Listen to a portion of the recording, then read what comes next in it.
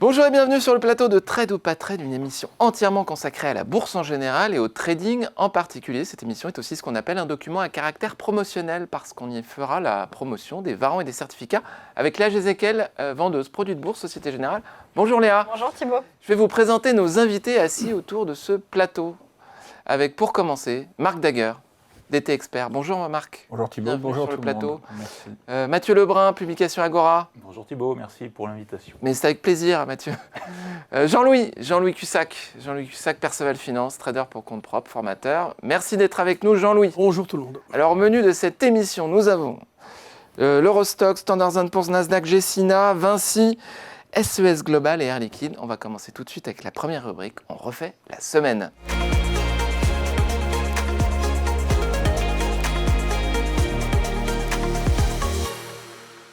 On refait la semaine avec Jean-Louis Cussac qui va nous parler des indices européens par rapport vis-à-vis des indices américains, Stoxx contre Standard & Poor's. On va voir le graphique qui va apparaître sur nos écrans derrière nous. Jean-Louis, qu'est-ce qui se passe en ce moment ? Les marchés piétinent, mais plutôt toujours dans la zone favorable, sans envoyer de message de dégradation. Il y a eu la baisse du 8 juillet qui a été effacée le lendemain, lorsqu'il y a eu la reprise des affrontements entre l'Iran et les États-Unis. Mais depuis, il y a une attente toujours assez favorable. Même si le marché américain ne surperforme plus comme il y a quelque temps. Vous voyez, on voit que vraiment là, hier, les deux courbes, les deux graphiques SP, c'est en bleu sombre, et l'Eurostoxx, c'est en vert et rouge. Ils se sont vraiment rejoints. Et là, il y a comme une sinusoïde en fait, de la surperformance ou de la sous-performance de l'un par rapport à l'autre. Ça s'écarte, ça revient, ça s'écarte, ça revient. C'est-à-dire que l'Europe est plus sensible à la hausse du pétrole. Bon, encore que ces derniers temps, on a plutôt bien performé. Hier, le marché français a bien progressé. Ce matin, il est encore pas mal, même s'il rebaisse un peu. Ce qu'on peut dire, c'est que les sociétés publient énormément en ce moment. Et les chiffres sont plutôt bons, enfin sont même bons. Là, ce qu'on voit, c'est bon. Donc, ça rassure. On est au-dessus des niveaux d'alerte, donc il n'y a pas de problème. Sur le plan technique, si vous voulez, on cherche toujours à acheter. Alors, les actions, il faut être hyper sélectif, toujours la même chose, on en reparlera tout à l'heure. Les indices, on essaye de travailler la volatilité, parce qu'il y a quand même des petites variations. Au moment de stress, la volatilité augmente, elle rebaisse très vite, mais elle reste tout le temps, si vous voulez, autour de 13, 14, 15, 16. Elle n'est pas à 10, elle n'est jamais allée à 10. Donc il n'y a pas du tout eu de complaisance toutes ces dernières semaines. Les investisseurs sont hyper attentifs, ils connaissent les enjeux. D'ailleurs, on pourrait se demander, mais d'où pourrait venir une surprise négative ? Même si on a une reprise d'affrontement, même ça, c'est pricé, c'est pensé. Donc, voilà, on reste comme en lévitation, il n'y a pas d'accélération. On n'a pas, si vous voulez, de catalyseur, pour l'instant encore, qui nous permettrait d'imaginer franchir les plus hauts et repartir de l'avant. OK, ça, pour l'instant, évidemment, ça manque. Il faudrait vraiment que le pétrole rebaisse, que dans le détroit d'Ormuz, la situation se calme totalement et que les navires puissent passer sans problème. On n'en est pas là. Donc la tension est toujours les tensions même, sont toujours présentes. Sur le plan géopolitique, c'est compliqué. À côté de ça, on a les taux aussi, les taux souverains qui montent. Ça se calme, ça remonte. Enfin, c'est plutôt tendu de ce côté-là. On attend ce soir, donc là, on est mercredi, la décision de la Fed. Donc ça va être un événement important, évidemment. Est-ce qu'on attend une surprise ? Non. Voilà. Alors, la possibilité d'une hausse de 0,25 n'est pas négligeable. Voilà. Elle est plus de 50%, non ? Non, j'ai dit négligeable. Oui, 25-20. On est autour de 25. 33% d'après le... Et puis, il y a donc, cette semaine, jusqu'à vendredi, je crois qu'il y a une grosse partie du SP500 qui annonce des résultats. On va avoir les mastodontes. Et sur les résultats, on a quand même... Les pessimistes attendaient, dès le premier trimestre, des conséquences du conflit au Moyen-Orient sur les prix du pétrole. Ils pensaient qu'on le verrait dans les prévisions des entreprises, on verrait peut-être plus de prudence. Ce n'est pas arrivé. On arrive au résultat du deuxième trimestre. On a quand même 3 mois où le pétrole a été cher. Est-ce que les pessimistes ont raison de penser qu'on va voir quelque chose dans les publications? Ou est-ce que aujourd'hui, à l'heure actuelle, dans les prévisions de publication du deuxième trimestre, on se dit que finalement, il ne se passe rien? Il se passe des choses, mais les pessimistes, je pense, prévoient des tensions fortes sur les approvisionnements de pétrole pour la rentrée, surtout. Je crois que c'est à partir de septembre où il y a des grosses inquiétudes. Mais ça devrait se voir dans les prévisions annuelles. Quand ils publient sur le deuxième trimestre, généralement, les entreprises disent pour la fin d'année, pour le deuxième semestre, on risque d'avoir des difficultés. Il va falloir regarder si les entreprises concernées et sensibles au pétrole vont faire des prévisions qui vont ou pas dans le sens de ce qu'attendent les investisseurs. A priori, pour l'instant, de ce côté-là, il y en avait beaucoup qui avaient aussi dit on ne fait pas trop de prévisions, etc. Bon, ça ne plaît pas au marché, généralement. Oui, mais de toute façon, les sociétés qui étaient un peu en situation difficile, elles ont été massacrées. Ouais, elles ont été massacrées déjà. Ouais. C'est-à-dire qu'en fait, vous avez une dispersion vraiment des performances énormes. Vous avez des divergences extraordinaires, des valeurs qui sont à la cave et d'autres qui ont explosé. Là, par exemple, les entreprises de services numériques, elles ont été massacrées. Puis elles sont reprises, elles ont été à nouveau massacrées encore plus que tout.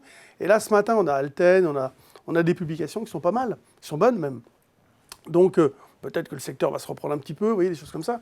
Est-ce qu'elles sont assez bonnes pour faire remonter et retourner à l'euphorie? Je ne sais pas. Sur les indices, non, parce qu'elles ne sont pas sur le CAC 40, mais forcément, par Capgemini, mais ça pèse pas lourd. Mais c'est bon aussi, vous savez, des OPA, même sur des petites des moyennes, c'est bon pour le moral, ça. Et ça, c'est bon. C'est bon pour le moral. Oui, parce qu'il y en a qui récupèrent du cash aussi. Je peux la chanter. Il y en a qui récupèrent du cash. Vous voyez, les investisseurs, tout d'un coup, ils se retrouvent avec du cash. C'est important. Ils n'avaient pas prévu, donc ils vont l'investir. Puis ils se disent, j'ai au moins fait un truc pas mal, et je vais le réinvestir sans me presser, en étant hyper sélectif. Oui, non, Marc. Non, mais Marc, allez-y. Bon, les tendances restent aussi. Merci beaucoup, Jean-Louis. Marc. Non, mais moi, je vais dire vraiment, je vais dire quelque chose que je dis tout le temps. C'est bon pour le moral? Vous voulez parler de la référence de la chanson de la compagnie créole que j'aime beaucoup, qu'on salue d'ailleurs? Non, je pourrais, mais... Non, mais moi, ça va pas du tout contre ce que dit Jean-Louis, mais pour moi, c'est beaucoup plus simple, entre guillemets. C'est que le marché est très résilient, il monte. Ça fait un moment qu'on le sait, et qu'à chaque fois qu'on s'attend à des choses en mode c'est trop haut, les PER sont trop chers, etc., en fait, il ne se passe rien. Donc moi, je pense que depuis le temps que j'agis sur le marché, que quand il y aura une vraie baisse, ça ne sera pas au moment où on commencera à se dire attention. Ça nous tombera sur la tête, je vais dire autre chose.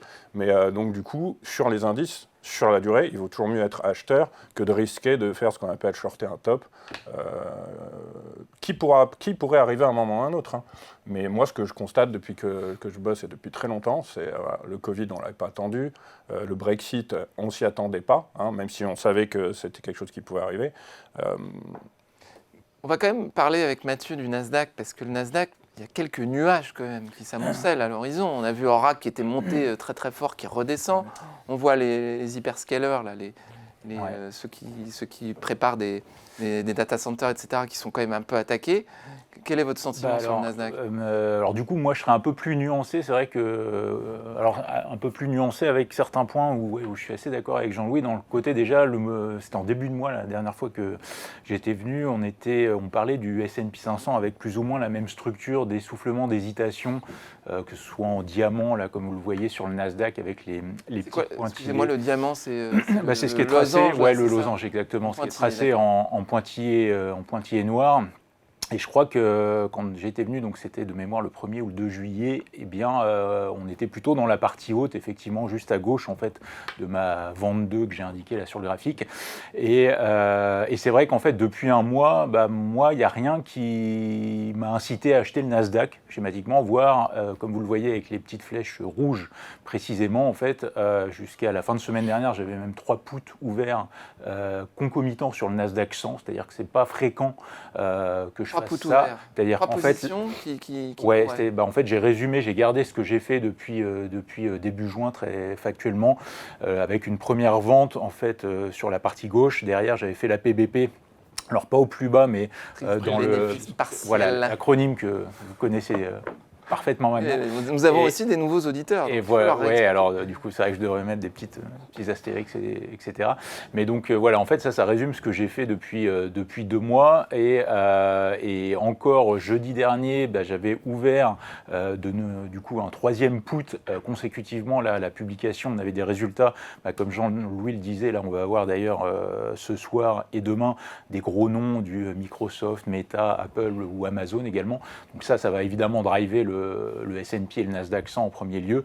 Mais ce qu'on constatait déjà jeudi dernier, c'est qu'on avait Alphabet, Tesla qui avait publié, et Tesla a perdu plus de 15%, Alphabet c'était moins 7 je crois en clôture jeudi dernier. Non pas que les résultats soient mauvais, mais que les investissements sont plus importants. Alors voilà, ce qui fait peur, c'est toujours un petit peu cette épée de Damoclès en termes de retour d'investissement, c'est-à-dire qu'on entend parler, même là, c'était avant-hier, on avait Nvidia qui se porte garant pour 250 milliards sur OpenAI. Why not, j'ai envie de dire. Maintenant, ça pose évidemment encore et toujours des grosses questions, surtout que là, ce qui est arrivé en plus avant-hier, vous l'avez peut-être vu, mais sur la Chine, c'est-à-dire qu'on commence à avoir quelque chose qui n'était pas envisagé, ou on va dire qui avait un peu été mis sous le tapis depuis DeepSeek. DeepSeek, c'était début 2025, avec la possibilité de modèles d'IA en Chine qui seraient peut-être un peu moins qualitatifs, mais en tout cas beaucoup moins chers financièrement. Et là, à nouveau, cette question-là est revenue sur le tapis, ce qui rajoute en fait à une rentabilité, des questions de rentabilité qui étaient déjà posées la semaine dernière et qui en fait ne cessent de s'accroître. Là aussi, le mois dernier, quand j'étais venu, c'était en juin, on avait parlé du SOX, c'est-à-dire le segment des semi-conducteurs côté à Philadelphie. Et en fait, ce que j'avais écrit là le mois dernier dans Agora Bourse, dans la partie gratuite, en fait, c'est qu'on avait vraiment des signaux d'excès d'euphorie sur pas mal de choses. Alors je vais pas dire c'était évident parce que c'était après en pratique c'était délicat pour se couvrir, ou moi j'ai envisagé de me positionner à la baisse avec l'achat de TurboPut. J'en avais parlé à Léa sur une question, savoir si vous aviez des produits sur le SOX notamment à la baisse, des TurboPut ou des choses comme ça. Et en fait, très, très concrètement, c'était un peu délicat, mais le fait est que le SOX ayant baissé, ça a freiné la hausse du Nasdaq 100. Et voilà, et en fait, il y a vraiment comme ça de plus en plus d'éléments, en tout cas depuis 2 mois, entre le SOX qui consolide, corrige assez logiquement, j'ai envie de dire, après le gros run haussier qu'on avait eu entre avril et fin mai schématiquement, c'est-à-dire la partie ascendante avant l'entrée dans le triangle là, sur le Nasdaq, dans le triangle ou dans le diamant sur le Nasdaq 100. Derrière, on a des taux longs, comme l'a à moitié évoqué Jean-Louis, là, qui restent élevés, là aussi. Historiquement, ça pose pas trop de problèmes pour des Nvidia, des gros poids lourds. Pour des plus petits acteurs qui se financent par endettement, le A plus B dans l'équation devient compliqué quand on a un T-Note la semaine dernière qui était sur les 4,70 au plus haut. Alors ça s'est détendu, on verra ce que ça dit ce soir là sur la réunion de la Fed avec les propos de Kevin Warsh, où il y a Citadel, notamment Citadel Securities, c'est un broker qui pense qu'il va y avoir une hausse de 25 points de base. Moi, je serais assez mitigé. Je pense plutôt qu'on va être sur un statu quo. Mais voilà, on a quand même un environnement obligataire, donc des taux en pourcentage qui remontent. C'est la conséquence directe de la hausse du pétrole avec l'actualité qu'on connaît au niveau géopolitique. Et donc, il y a tout un environnement qui a conduit à pas mal de corrections et de mouvements assez marqués sur des compartiments du SOX, notamment des valeurs Intel ou des choses comme ça. Conclusion, vous restez encore ? J'ai toujours... vendredi dernier, pour tout vous dire, j'ai encaissé deux gains sur les 3 puts que j'avais. Il m'en reste qu'un solde aujourd'hui sur lequel j'ai sécurisé une PBP, donc une 3e. Et je vais attendre de voir... Là, vous laissez courir une pause sans risque, en fait, c'est ça ? Oui, voilà. Après, je vais voir, comme je le disais, là, ce que ça va donner sur les Microsoft et Apple, etc. Quand l'espace d'une semaine, il y a 5 ou 6 publications majeures Là, dans les 48 prochaines heures, il va y avoir Microsoft, Meta ce soir, Apple, Amazon jeudi soir. Après, pour tout vous dire, je vais être en congé début août. Oui, mais vous n'aurez plus après, votre pause. ça peut m'arriver. Non, après, la garder sur la plage. Ouais, voilà, c'est que ça peut. Alors ça, c'est exactement ce qu'il faut mais pas ça m'est faire. déjà arrivé l'année dernière. Enfin voilà, quand il y a des choses comme ça. Raconté, voilà, et c'est pas impossible que je la tienne. Après, en fait, j'ai un stop automatique et c'est ça aussi le principe des PBP et de pouvoir en fait travailler, continuer à aller dans le même sens. C'est-à-dire que moi, typiquement sur le Nasdaq, c'est pas tellement pour dire, vous voyez, ça a baissé, j'avais raison, etc. J'ai eu tort sur d'autres trucs et c'est pas le propos, mais c'est plus pour pouvoir. Enfin, l'idée derrière, c'est si j'avais pas fait de PBP, par exemple, la PBP 1 là au milieu de diamant, je sais pas si j'en aurais pris 2, 3 derrière. C'est-à-dire qu'en fait, je sais que la première ligne, je peux plus perdre d'argent. Après, je reprends une position. Ça finance indirectement la deuxième. Ouais, voilà, c'est une sorte d'effet de boule de neige qui peut être effectivement un cercle un petit peu vertueux si ça marche bien. Et si ça marche pas bien, je sais que je perds pas beaucoup. En fait. Vérifiez quand même votre connexion avant de partir. Ce qu'on peut dire en fait sur Nasdaq, c'est que ça traduit quoi ce comportement de marché, ce prix les attentes extrêmement prudentes, avec un petit peu de méfiance des investisseurs sur la rentabilité des investissements dans l'IA. Voilà, c'est tout. Et donc là, on aura la réponse et les marchés prendront une direction. Entre 31 500, le plus haut, et le 28 400, c'est quand même assez majeur. Hein. C'est un 10% de baisse. C'est quand même pas anodin. Par rapport à la hausse, c'est... D'accord. On est encore dans une tendance haussière sur le long terme, oui. Mais on se rapproche de... Ouais, voilà. Après, moi... C'est-à-dire combien pour changer de tendance? Pour dire, ah bah non, maintenant, on est en marché baissier. Ça dépend de la vitesse de repli, ça dépend de la hausse, ça dépend des amplitudes. 2000. À 2000, on peut dire que c'est un marché baissier. On peut avoir défini une zone neutre, si vous voulez, là. Simplement. Avoir une zone neutre et se dire que on a un stop au-dessus du dernier plus haut et un stop en dessous du dernier plus bas, par exemple. Ok. Et, après, moi, pour terminer... on va donner un peu la parole à Marc, parce que... je terminerai juste avant. On a envie de dire des choses.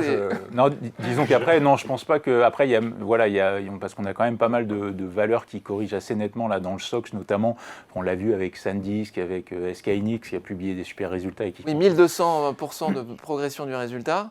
Et la bénéfice x 18, je crois, ou un truc comme ça. Sauf que c'est comme toujours sur les marchés, c'est que le marché avait anticipé. Et alors, on avait Micron le mois dernier qui avait progressé post-publication, mais en fait, à part Micron, il y avait eu Samsung en début de mois, c'était pareil. C'est-à-dire qu'on avait des résultats, effectivement, avec des multiples à 2 chiffres, enfin en multiplication, 10 ou voire 18. Vous dites comment? Vous dites Samsung?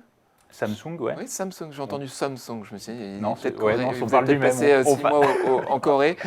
Non, on parle du même. Okay. Et donc, voilà. Et après, juste pour terminer, sur le côté où je pense toujours qu'on est plutôt dans un marché haussier. C'est-à-dire que moi, en fait, après, là, du coup, le mois prochain, je vais être au Kenya et je suis pas sûr de ma connexion.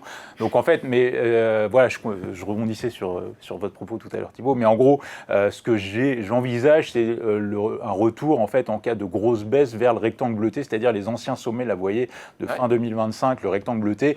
Et pour moi, c'est si d'aventure on devait casser ce niveau et avoir... 500 à peu près. Voilà, en gros, ça fait un si on casse ça, on change de tendance. Encore, après, voilà, je ne sais pas si on ira, mais tant qu'on est au-dessus... On s'arrête là. Voilà, c'est pas la fin du monde. Merci beaucoup. Arrête de parler. On parlait de l'ampleur de la baisse. Qui avait proposé Marvell il y a quelques...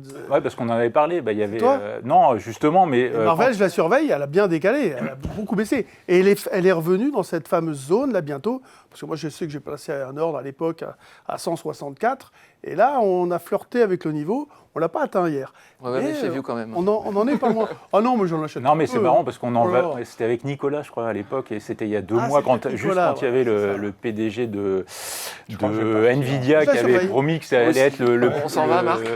Non, que Marvell allait être la prochaine 1000 milliards. Non, mais bon, voilà, et c'était pour le côté où en fait... Je vais vous couper la parole. Allez, bon, j'y vais. Marc. Ouais. Pardon, Mathieu. Non, mais... Marc, Gecina, on change de secteur. Non, mais du coup, on a perdu tellement de temps que voilà, Gecina. Merci, Marc. On va passer à la prochaine rubrique. Non, mais...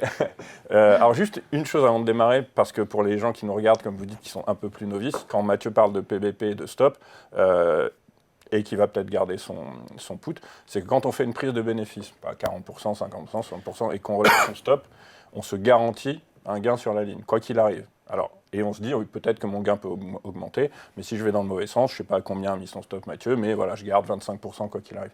Donc ça, il faut le savoir, ça fait partie des stratégies qu'on peut mettre en place sur des turbos qui sont quand même très volatiles.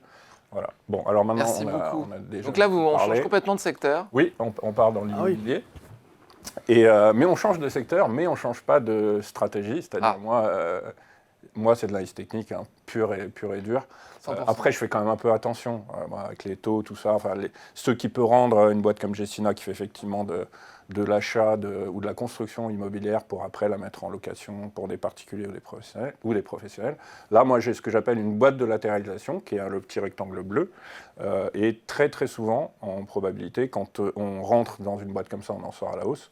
Et très souvent, quand on en sort, on peut bénéficier d'un potentiel qui est censé être proportionnel à la hausse qu'on avait avant d'y entrer. Voilà.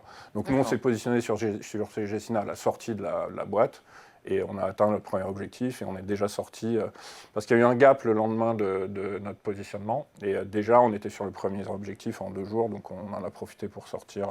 Une question naïve, votre support noir, là, je ne comprends pas. C'est pas un support, quand on prend un turbo, il y a une barrière. D'accord, ok. Donc c'est pas une figure technique. Non, c'était la barrière des actifs. C'est le KO, c'est marqué sur la gauche là-bas. Je ne sais pas lire. Alors. Non, si, à gauche. Non, c'était caché par la tête de Mathieu. Oui, tout est caché par la tête de Mathieu. Non, mais ça, oui, parce que alors justement, pour ceux qui veulent intervenir sur les produits de bourse, la barrière, il faut la prendre en fonction d'abord de son stop, en fait, de son niveau de stop. Donc il faut toujours la prendre décalée par rapport à son stop. En dessous pour les calls, au-dessus pour les puts. Exactement. Et après, essayer de jauger la partie distance à la barrière et levier. Voilà. Si on a une distance proche avec un levier qui est pas très bon, c'est pas optimal en fait. Mais quand on a une barrière un peu éloignée avec un levier qui reste quand même bon, je pense que ça peut devenir intéressant. Bon, votre objectif c'était donc 75-77. Vous êtes sorti là ou vous avez fait... Oui, là on est sorti. Ouais, je veux dire, on est sorti parce que dès le lendemain, on a eu un gap qui nous a fait arriver tout de suite sur un premier objectif. Ah oui, d'accord. Sur le 75-22, vous voilà. avez dit, et après, on s'est dit autant sécuriser. C'est vite fait. Voilà. Parce qu'on n'est jamais sûr à 100% de ce que fait le marché. Sûr. Et sur ces produits, quand on est à 50% rapidement... C'est une belle perf. Voilà. Alors, j'aime bien ces figures. Et tout à l'heure, Marc a dit, cette boîte-là, donc on peut appeler une dérive horizontale, moi j'ai envie de dire, à 80%, on sort de la manière dont on est rentré. Voilà, exactement. C'est-à-dire que... Vous êtes rentré à la baisse ? Non, voilà. Oui, on sort à la baisse. Souvent, ça sort à la baisse, à 80%. Et là, on rentre à la hausse. C'est-à-dire qu'on a une force acheteuse. Ah, on rentre à la hausse, d'accord, pardon. Voilà. Là, on rentre à la hausse. Tendance derrière, à cause de la tête de Mathieu. Encore une fois. J'y vais aussi. Impossible. Vous avez une grosse tête. On a une redistribution des forces, si vous voulez. Et le courant acheteur qu'on a observé quand on est rentré dans cette zone d'accumulation, souvent, donc à 80%, en tout cas c'est ce que j'écris dans mon bouquin, mais que je n'ai pas publié. Oui, non, mais je n'ai pas publié, mais dans mes formations. Donc c'est pas votre bouquin. Non, mais je plaisante. J'en ai quand même fait plusieurs, mais. Non, mais. Et on est sorti par le haut. Pourquoi vous l'avez pas publié celui-là ? Ah, mais je publie rien, moi. Je donne aux clients. Voilà, c'est pour les formations. Et donc, en fait, ça sort par le haut d'une manière très classique. Voilà. Très bien. Les boîtes sont comme... Moi, je suis tout à fait d'accord avec Jean, c'est ce qu'on appelle une figure de continuation. Et elles sont parfois très, très efficaces. Je suis venu plusieurs fois... Les boîtes ou les drapeaux, d'ailleurs, non ? Oui, les drapeaux, triangle, oui, peut-être à la limite encore une boîte, plus. C'est horizontal, le drapeau, c'est un peu penché, c'est ça ? Puis la différence, c'est que la boîte, elle peut durer beaucoup plus longtemps dans le timing, contrairement au drapeau. Et l'important, c'est vraiment la compression de volatilité. C'est un truc, moi aussi, et pour le coup... Et je suis venu plusieurs fois chez vous, et on a une boîte dans laquelle on est toujours d'ailleurs énorme, qui dure depuis longtemps sur Thales. Et rigoureusement, à chaque fois qu'on arrive en haut ou en bas, on reste à l'intérieur. Et j'en avais parlé quand j'ai pris quelques points sur Thales. Oui, ça je me souviens. Juste pour rebondir sur ça, parce que c'est vrai que moi, j'avais certains... Là, on est dans le secteur des foncières, et j'avais certaines valeurs un peu aussi qui ressortaient, moi, dans les screeners pour des questions de compression de volatilité. Et moi, en fait, ce qui me dérangeait, j'y suis pas allé, et bravo, enfin, ça montre aussi l'intérêt de l'analyse technique pure, parce qu'en fait, moi, ce qui me dérangeait, c'était l'orientation des taux longs. C'est-à-dire qu'en fait, ce qui est assez symptomatique peut-être dans ce marché, c'est qu'on a, quand on regarde, c'est pareil avec les pierres ou des choses comme ça, c'est des valeurs qui ont pris une dizaine de pourcents là, sur un mois glissant, alors que les taux ont tendance à monter.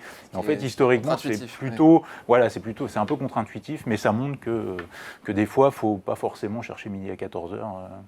Elles ont montré qu'avec un environnement de taux long, elles arrivaient à continuer à produire des résultats, etc. Quelque chose comme ça. Si on veut parler un peu de fonda, comme vous dites, fondamentaux. Merci beaucoup Marc, merci Jean-Louis, merci Mathieu. On va passer à la prochaine rubrique, le Zoom sur.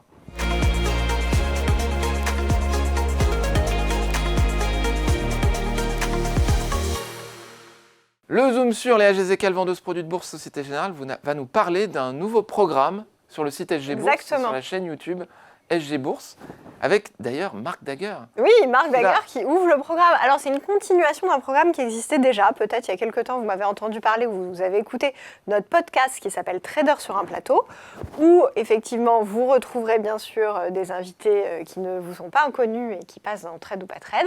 Mais l'idée de Trader sur un plateau, c'est de rentrer un petit peu plus dans le détail de la pédagogie, de la méthodologie de trading de chacun, aussi de votre passé, de vos expériences, de vos ressentis des marchés, sur les marchés, et de venir y insérer aussi bien entendu du contenu de marché, des tendances que vous observez en ce moment, notamment sur des méga trends et des choses comme ça. Donc cette émission existait sous la forme d'un podcast pur. On a décidé de la sortir en podcast filmé parce que, comme vous le savez, nos invités sont tous férus, en tout cas la plupart d'analyses techniques, donc c'est quand même difficile de faire un podcast uniquement enregistré sans images pour illustrer les propos où les graphiques sont essentiels. Donc dorénavant, Trader sur un plateau est allé un cran plus loin et est disponible en version vidéo, donc vous pouvez bien sûr le retrouver sur notre chaîne YouTube SG Bourse, mais également sur le portail de Boursorama pour suivre vos invités préférés.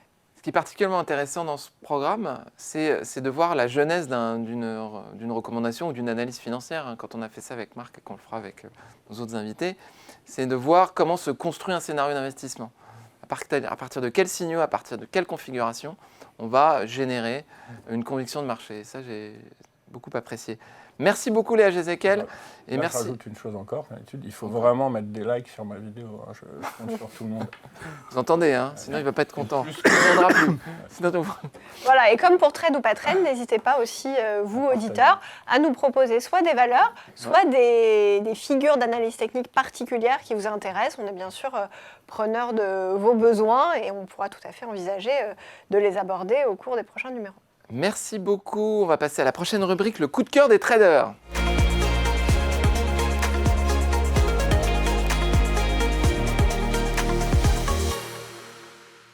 Le coup de cœur des traders, vous connaissez le principe dans cette émission, c'est... qu'est-ce que c'est le principe de cette rubrique? Elle est très simple. Chacun de nos invités a 60 secondes pour convaincre les deux autres de la validité de son scénario pour déterminer s'il y a trade ou pas trade. Alors on va commencer tout de suite avec Jean-Louis qui va nous parler de Vinci. Alors le chronomètre va s'afficher derrière moi. Ça y est, 3, 2, 1, à vous Jean-Louis.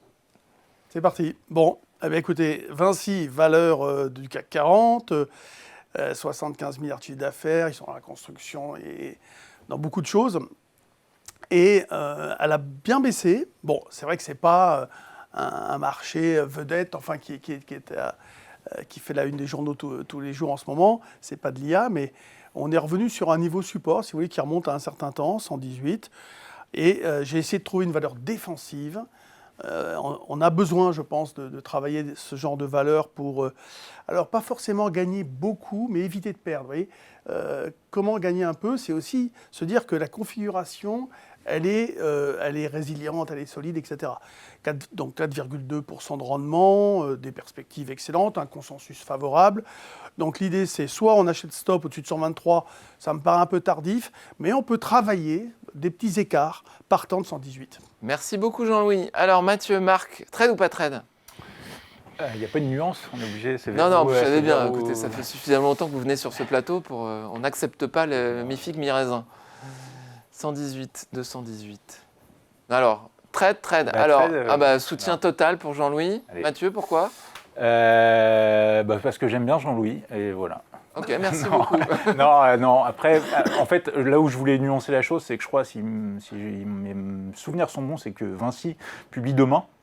Oui, en fait, c'est... Et là aussi, ouais, et en toute franchise, moi aussi, par rapport à la valeur dont je vais parler après, c'est pareil, il est publié aussi demain, donc en fait, c'est ça qui me ferait peut-être nuancer, parce que je suis pas un aficionado des achats la veille ou le jour de publication. Enfin, j'attendrai en fait, quitte à avoir plus de confirmation, un petit gap demain matin, si gap aussi il doit y avoir pour y aller.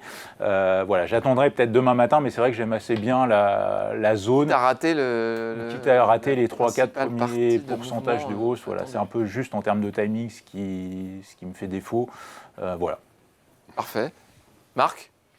Alors moi, à un moment, j'ai été baissier parce que j'avais un gros triangle, bon, on va pas le voir là, et dont on est sorti à la baisse. Le support qu'a indiqué Jean-Louis est très solide. Moi, comme je sais qu'il y a un résultat demain, j'ai mis go, j'ai hésité, parce que, sauf erreur de ma part, Jean-Louis attend une validation d'un certain niveau pour engendrer le trade. Donc si demain les résultats sont mauvais, je pense que Jean-Louis, tu rentreras pas en fait, en gros. Non, c'est pas ça, c'est qu'en fait, on n'est pas pressé. Et l'idée, c'est de noter que Vinci, à 118, à 118, on peut se poser la question de faire quelque chose à l'achat. Ok. Voilà. Alors, en effet... C'est prudent quand même, comme approche. Non, mais bien sûr. On peut se poser éventuellement, de mettre Vinci dans la liste de valeurs que l'on va observer. C'est le processus de décision, si vous voulez. Moi, je fais des listes de valeurs, par exemple, et je ne vais pas les regarder tout le temps, tous les jours, etc. Si une de ces valeurs, parce que du coup, en listant, elle rentre dans votre tête, et si vous lancez des scans et que la valeur apparaît dans je ne sais pas moi, un fort volume, eh bien, vous dites, ah, là, elle était sur un niveau potentiel d'achat et elle apparaît dans mon screener. Ça m'intéresse de peut-être l'acheter maintenant. Mais votre screener, oui, absolument. Ça va être un élément déclenchant, plus rapide, etc.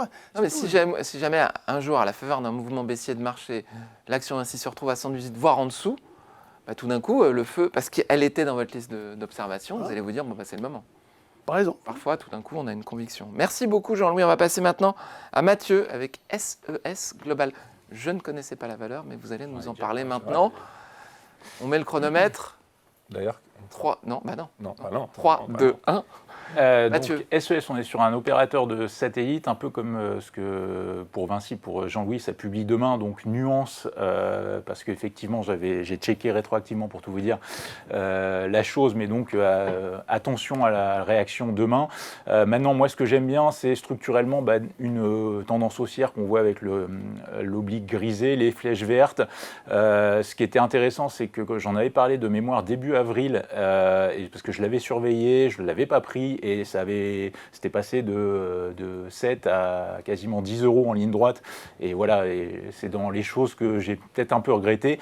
Et voilà, et là, je trouve qu'on commence à avoir des regains de volume, notamment là, lundi, il y a eu une annonce qui est favorable à mon sens pour le moyen terme, c'est-à-dire sur des ondes aux États-Unis où en fait la société va recevoir 5,8 milliards, enfin donc 4 milliards net d'impôts, etc. Alors c'est étalé sur plusieurs années, mais ce qui est intéressant, c'est que ça, c'est un soutien favorable de moyen terme. Et ça peut amoindrir la pression vendeuse de ce titre qui est vendu à découvert parce que c'est déficitaire. Ok, merci. Mais voilà, j'aime bien la suite. On se fait rappeler à l'ordre à ma droite. Merci. C'était terminé. Merci beaucoup Mathieu. Alors Marc, Jean-Louis. L'habitude qui parle longtemps. Oui, c'est ça, on s'endort un peu, on était comme ça, j'étais en train de m'assoupir. Vous me laissez parler, du coup Thibaut, c'est sympa, merci. Ah, là c'est pas la même. C'est pas la même. On a 2 stops, on a 2 pas trade. Jean-Louis, pourquoi ? Parce que, en ce moment, je ne souhaite pas travailler des valeurs trop spéculatives. Je vous ai dit, moi, D'accord.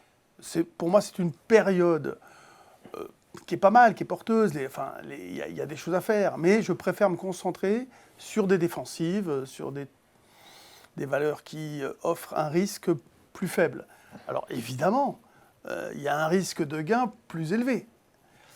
Mais la fameuse bougie dont il parle, il faudrait zoomer un peu, mais je ne la vois pas bien, mais il me semble que quand il y a eu comme ça ce fort volume, on est monté fort et elle a rebaissé fort. Parce qu'elle a fini dans le... C'est-à-dire que le message, c'est « oui, j'y crois, ah mais non, j'y crois pas », quoi, et j'en dégage. Donc ça finit par « j'y crois pas trop », quoi. Donc ça finit par des investisseurs qui ont fini par revendre ce qu'ils avaient acheté à titre spéculatif, puisqu'on fait une hausse et une baisse violente dans la journée.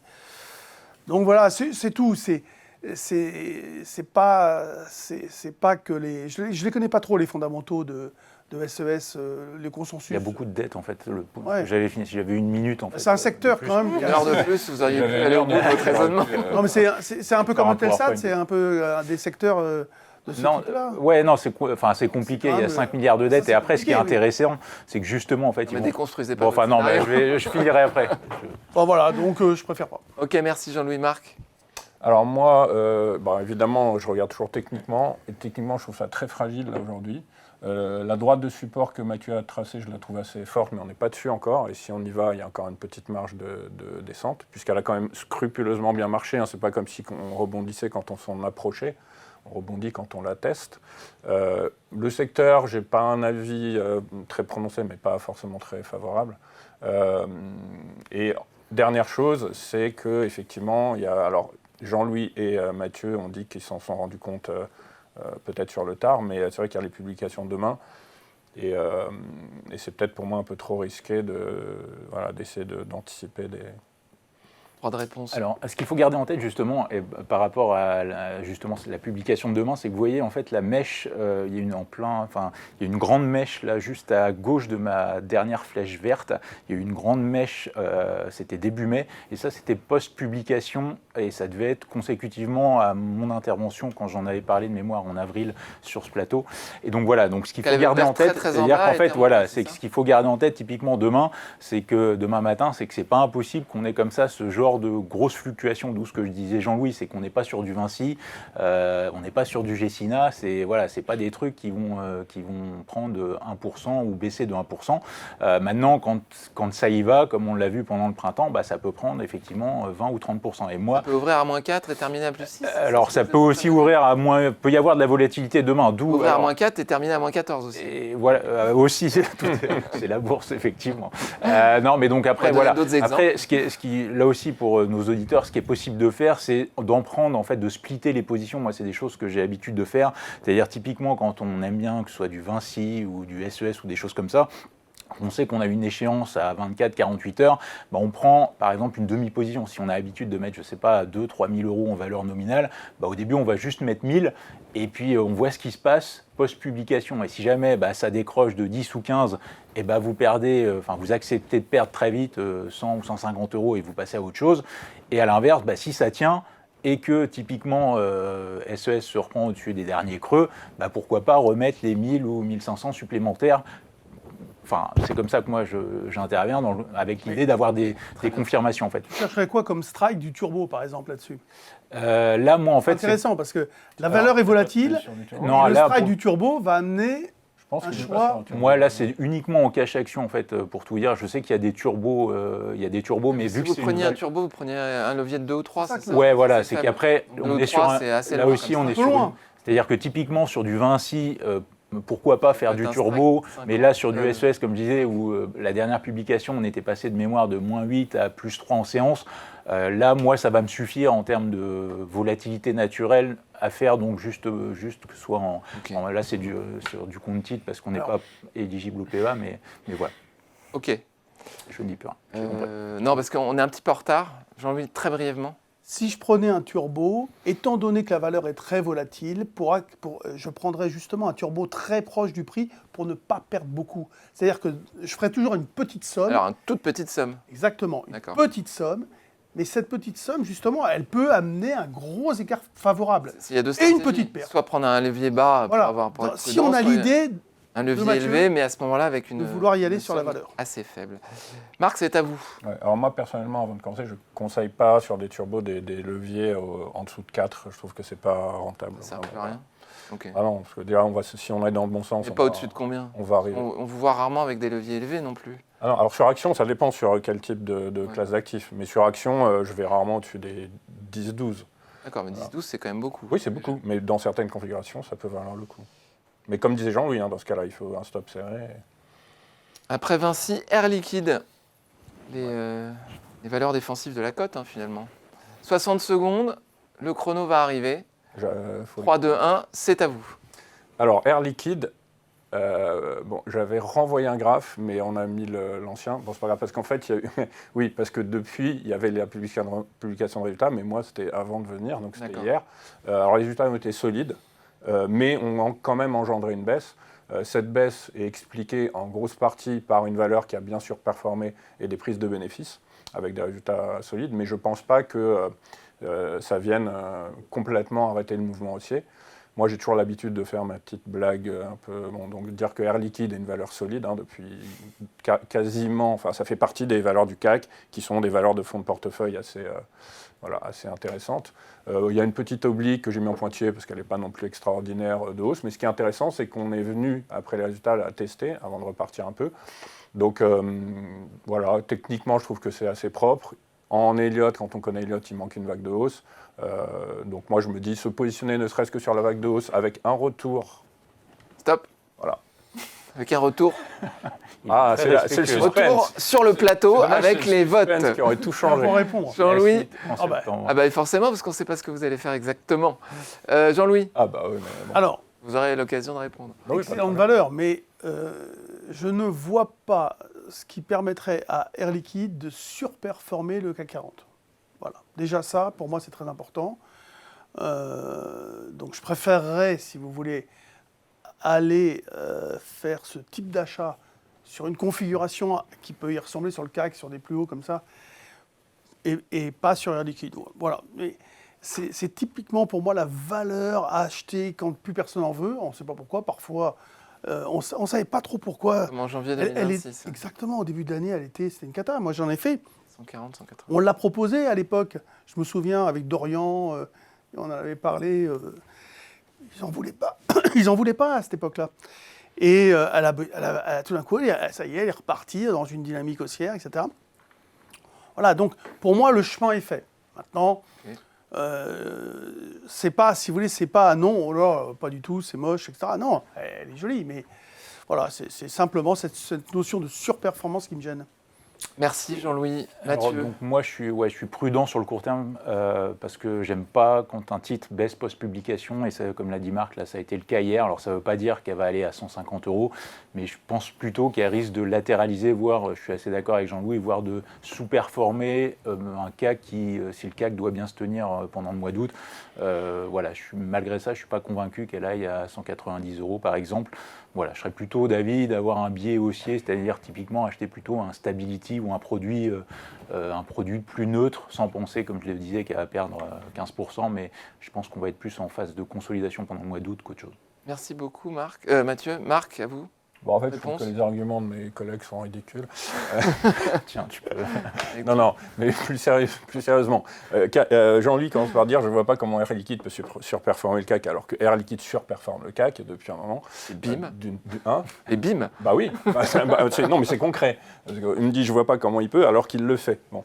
Et sur ce que dit Mathieu, moi, j'ai toujours vu une chose quand je suis sur les marchés, c'est que les résultats ont un impact qui est très ponctuel. D'accord ? Pendant 2-3 jours, il va y avoir des mouvements qui peuvent être dus, et encore je dis 2-3 jours, parfois c'est un jour. On a vu aussi, les résultats sur les résultats on price le consensus, pas les résultats. Là les résultats ont été bons, mais la valeur a baissé. On a vu LVMH qui a eu des résultats qui étaient plutôt très bons et qui a monté, comme vous avez dit, qui a monté en cours de séance et qui a fini à la baisse. Il y a de la volatilité, ça peut être des prises de bénéfices, comme pour moi ça a été sur le cas pour Air Liquide. Mais au contraire, je trouve que ça m'a donné un point d'entrée qui était plus intéressant. Plutôt que plutôt qu'une. Mais attention, quand j'ai dit ils sont ridicules, pas du tout. Je peux me tromper comme tout le temps. Tout le monde peut se tromper. C'est l'occasion. Personnellement, ça m'a pas fait changer d'avis. Terminer en précisant votre scénario, parce oui. qu'on vous a. Oui, c'est vrai. Il est bloqué. En fait. Donc prenez un put. Non, mais là, le souci, c'est que. Enfin, c'est un souci. J'avais envoyé un autre graphe, mais on m'a mis l'ancien graphe. Parce que le scénario, c'est qu'on est revenu sur la main droite. Non, je critique pas. Ça ne va pas. C'est pas du tout une critique, mais c'est pour vous dire que pour expliquer, c'est plus compliqué. Parce que les cours, là, sont revenus pratiquement sur l'oblique. Non, un peu au-dessus, autour des 171. D'accord. Et bon, là, ils tiennent, et je pense effectivement. Donc le scénario, c'est de rentrer avec un stop très serré. Parce que je pense que si on passe sous la droite, à court terme, ça devient sous un mauvais signe. Oui, sous l'oblique et en pointillé. Bleu. Voilà. Okay. Donc sous les 170, là, ça devient... en revanche, je pense qu'on a une ABC propre avec un rebond sur l'oblique et ce qu'on appelle une ABC propre avec... quand je dis propre, c'est que la première petite vague de baisse avant une tentative de rebond est proportionnelle à la seconde qu'on a eue hier. Vous avez compris, Jean-Louis, ou pas ? Et je pense Il faut répéter. Et je pense moi, que... j'ai pas compris. Marc, on a le nouveau graphique là qui vient d'apparaître à l'écran. Est-ce que vous pouvez nous expliquer l'ABC là? Parce que moi, je trouvais pas ça très très clair. Excusez-moi. Alors Tout le respect que je vous porte. Non, bien sûr. En amont, avant de l'expliquer, l'ABC en Elliott, c'est ce qu'on appelle, nous, une correction. C'est-à-dire que normalement, à la fin de la C, on finit la correction. Donc l'ABC, elle se dessine de la manière suivante. Donc on est arrivé sur un top, 182,55, et on a fait une première vague de baisse qu'on voit très clairement. Voilà. Après cette vague de baisse, on a fait ce qu'on appelle une tentative de reprise, de rebond, ce qui a fini par être un rebond technique et pas une reprise. On s'est arrêté vers les 178,15, et grâce, entre guillemets, ou avec les résultats et les prises de bénéfices sur les résultats, on a fait la vague C, qui est de la même amplitude que la vague A, et on a commencé à rebondir sur l'oblique de soutien. Voilà. Ok, parfait, c'est très clair. Écoutez, je crois qu'on en a terminé sur Air Liquide. Moi, je me souviens, je raconte toujours la même anecdote, mais Air Liquide, on avait fait un micro-trottoir sur un salon et on demandait à une quinzaine de personnes, une vingtaine de personnes qui étaient présentes sur le salon, quelle était la valeur qu'ils gardaient en fond de portefeuille. 95% des gens avaient répondu Air Liquide. Ouais, c'est vraiment la valeur de fond de portefeuille. Merci beaucoup, on va passer à la prochaine rubrique. À vos marques.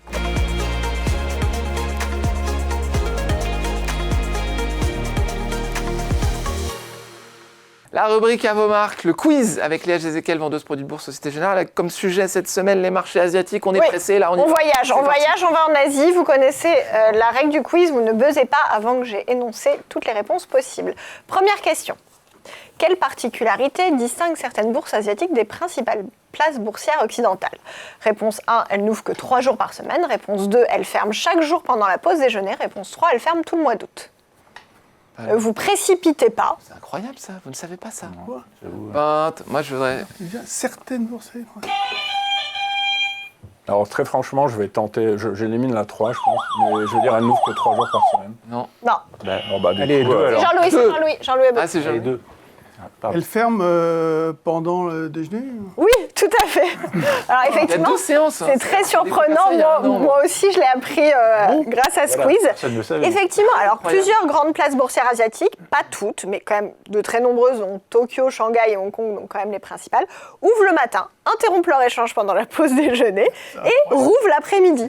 Donc la séance est organisée vraiment en 2 sessions distinctes, une session matinale, une session de l'après-midi. La pause dépend des bourses, mais est quand même assez longue, de l'ordre de 1h30, 2 heures. C'est quand même, enfin voilà, c'est un fun fact. À l'ancienne. Alors ça vient de, donc effectivement ça contraste énormément avec nos bourses qui cotent en continu en Occident, mais ça vient vraiment en fait des habitudes et des traditions locales. Donc on voit que la pause est extrêmement importante, notamment en Chine, un tout petit peu moins au Japon, mais quand même, mais en Chine c'est vraiment institutionnalisé puisque la pause déjeuner ne sert pas qu'à déjeuner, c'est aussi un temps de sieste et c'est tout à fait accepté dans les entreprises. Enfin, tout fonctionne comme ça, donc ce serait complètement illogique que la bourse soit ouverte à l'heure du déjeuner.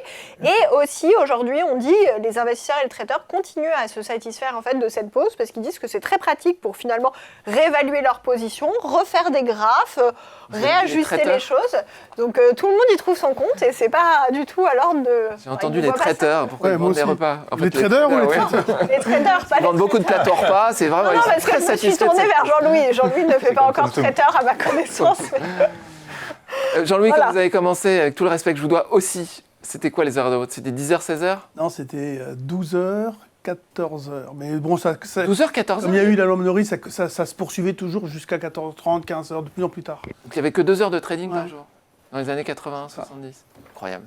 Après, ça a été 11h, 16h. Après, ils ont fait une petite bourse le matin. Quand j'ai commencé, c'était 10h, 16h. Après, ils ont fait une petite bourse le matin, qui cotait pendant 1 heure pour les 10 plus grosses valeurs. 15 peut-être, une quinzaine, vingtaine.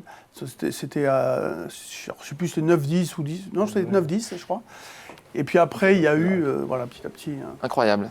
Mais les mouvements, c'est plutôt d'allonger les horaires de trading plutôt que de continuer à faire des pauses déjeuner. Ouais. Bon, après, on ne sait pas. Deuxième question. Un point pour donc Non, Jean-Louis. Jean-Louis. Deuxième question. Laquelle de ces entreprises a récemment choisi de lister ses actions également aux États-Unis? S'agit-il d'Alibaba, Samsung ou SK Hynix? SK Hynix. Oui, tout à fait, Mathieu. Effectivement, SK hynix, vous le savez, c'est l'un des 3 leaders mondiaux des puces mémoire avec Samsung et Micron. Ces puces sont complètement indispensables au développement de l'intelligence artificielle puisqu'elles permettent d'alimenter les systèmes d'IA en très grand volume de données. Et depuis juillet, le groupe a effectivement lancé une cotation de ces titres sur le Nasdaq. Ils ont levé 26,5 milliards de dollars. C'est la plus grande vente d'actions aux US par un émetteur étranger.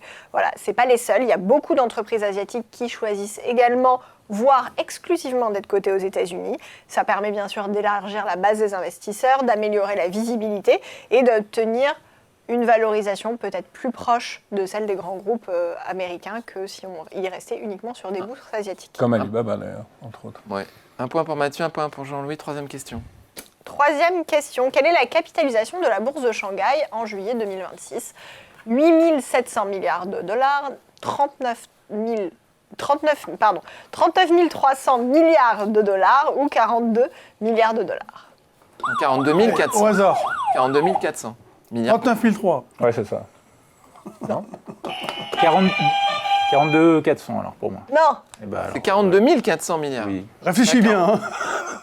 J'ai le droit à combien de temps pour réfléchir ? Bon, bah, 8 700 milliards. Oui, effectivement. Voilà, vous voyez, la bourse de Shanghai est aujourd'hui la plus importante place boursière de Chine continentale et l'une des plus grandes d'Asie. Elle regroupe tous les grands groupes chinois, de la finance, l'industrie.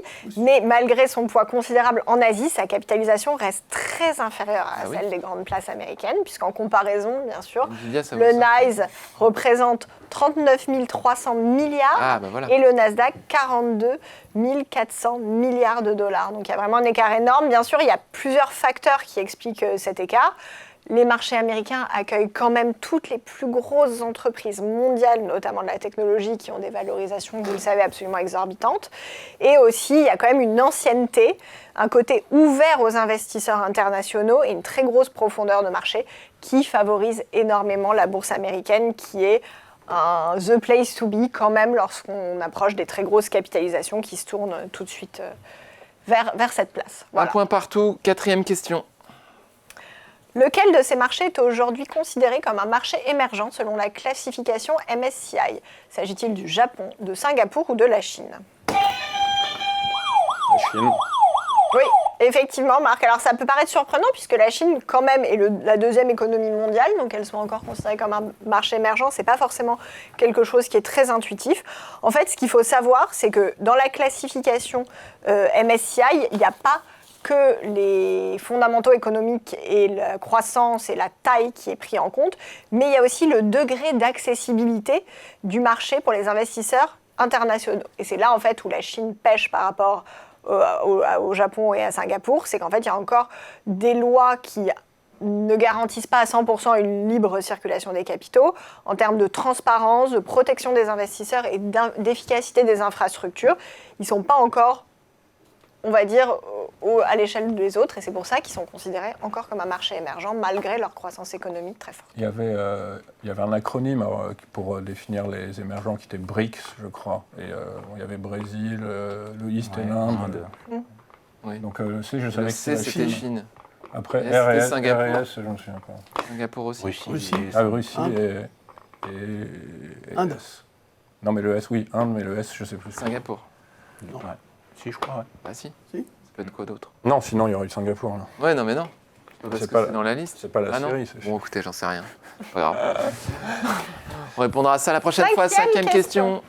2 points pour Marc. La Suisse. Laquelle de ces entreprises a contribué à bouleverser l'industrie mondiale des véhicules électriques ces dernières années ? S'agit-il de Hyundai, BYD ou Honda ? Quelle impulsivité. C'est Mathieu. Pardon, Marc, pardon. Je crois BYD. J'ai pas appuyé. Effectivement, c'est BYD, bien sûr. Alors, ce qu'il faut savoir, et c'est pas forcément évident, c'est qu'à l'origine, BYD, c'était pas un fabricant de voitures, c'était un fabricant de batteries. Et donc, l'entreprise chinoise s'est diversifiée dans l'automobile au début des années 2000, à la suite d'une acquisition externe, avant de lancer ses premières voitures électriques en 2010. Alors, bien sûr, après l'ascension, elle a été spectaculaire. En 2022, ça devient le premier constructeur chinois de véhicules électriques et hybrides rechargeables. Et En 2023, elle dépasse Tesla pour devenir le premier vendeur mondial de véhicules électriques. Donc elle a un énorme avantage concurrentiel en fait qui vient de son expertise historique dans la batterie, justement. Et donc, contrairement à d'autres constructeurs, elle ne dépend pas de fournisseurs externes. Elle conçoit et produit elle-même la plus grande partie de ses batteries. Donc ça lui permet de mieux contrôler ses coûts, de sécuriser ses approvisionnements. Et aujourd'hui, contrairement à Tesla, elle se place comme un leader vraiment à prix très difficile à battre. Et cette maîtrise de la chaîne de valeur lui permet vraiment de se lisser à la première place. BYD, ça veut dire Build Your Dreams. Voilà. Oh, merci de cette précision. Émission acronyme. Et bravo pour cette victoire. Bravo pour la victoire, Marc. Il y a un point que j'ai volé complètement. C'est pas grave. Merci à tous. Merci Jean-Louis Cussac. Merci Marc Daguerre. Merci Mathieu Lebrun. Merci Léa Gézéquel. Si vous aimez cette émission, dites-le autour de vous et rendez-vous la prochaine fois. Bon été.